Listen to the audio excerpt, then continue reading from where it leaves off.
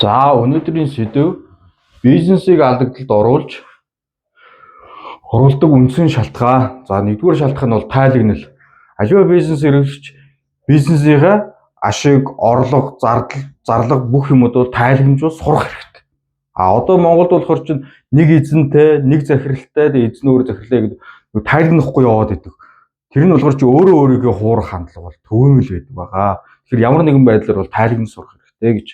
За дараад нь нэг шалтгаан нь бол удирдлаггүй мөнгө. За удирдлаггүй мөнгө байна гэдэг чинь яг тухайн бизнесийн мөнгийг болохоор чинь захирал нь, эхнэр нь, хүүхэд нь, найз нь, менежер нь ч юм уу те нэгтлэн ч юм уу олон хүн зарцуулдаг.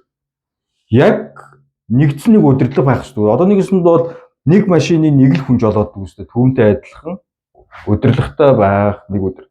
За дараагийнх нь нэг бизнесийг дампууруулдаг үндсэн шалтгаан болохоор тогтмол цалин. Тогтмол цалин хүссэн ажил хийсэн ч хийгээгүй ч нэг хэвийн царай аваад ахаар хүн яах нь залхуу болдог байгаа. Тогтмол цалин бол аливаа ажил гэсдэг бол залхуу болгочтой юм. За дараагийн дампууруулдаг бас нэг үндсэн шалтгаан бол нэгэн хэв. Өөрчлөлтгүй, шинжилэхгүй байгаад ивэл аливаа юм болохоор чинь дампуурдаг Samsung корпорац одоо ерөнхийлөгч хэлсэн агуу өгдөг. Эхнэр хүүхдээс бусдыг солио гэж. За бүр нэг ямар нэг юм өөрчлөлийгээд мөнгө төгрөг байх ямар нэгэн асуудал байгаад ах юм яах нь. Тэр баруун буланд байгаа ширээгээ зүүн буланд авч тавьчих. Яд ч тэр ч гэсэн өөрчлөлт болж өгдөг байгаа. За дараагийнх нь нэг бизнесийг алдагдлалд оруулдаг өөр нэг шалтгаан болох чинь гал сөнөгч. Одоо альва захирал болохоор чинь гал унтраах зарчмаар бизнес эрхлээд идэг. Урд хормоогоор хойд хормоогоо нөхч гэх юм уу те. Нэгэсэнд бол яагаад гал сөнөгч болдог вэ гэж чинь аливаа бизнес эрхлэгч болгож хин нэгэнд гал сөнөгч болдог, хүний амийг авардаг, бусад тусалдаг тийм баатар болж харагдах хүсээд идэг. За тийм хүсэлтэй л байх юм бол яах нь тухайн бизнес бол алдагдал болж дампуурдаг байгаа. За дараагийнх нь нэг бизнес дампуурдаг үндсэн шалтгаан бол татвар. Татврынхаа төсөөллийг буруу хийгээд эсвэл татвараа төлнө гэдгийг огт төсөөлөхгүй бизнес эрхлээ явуулчихаар эцэст нь татврын өрн хуримтлагдаад дампуурдаг байгаа.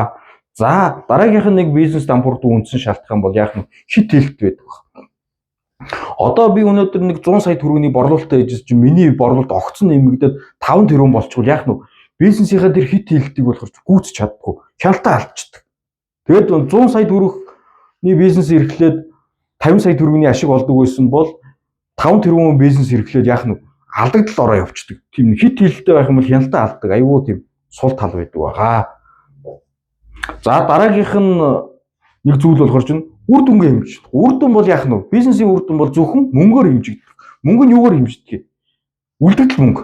Яг чиний СЭП-ийн чи хэдэн төгрөг байгаа юм? Тухайн бизнесийг эрхлээд чиний хадгаламж чинь хэдэн төгрөг үлдсэн? Эсвэл харилцагтаанч чи хэдэн тэрүүгээр хэмждэг вэ? За анхаарал хандуулсанд баярлалаа.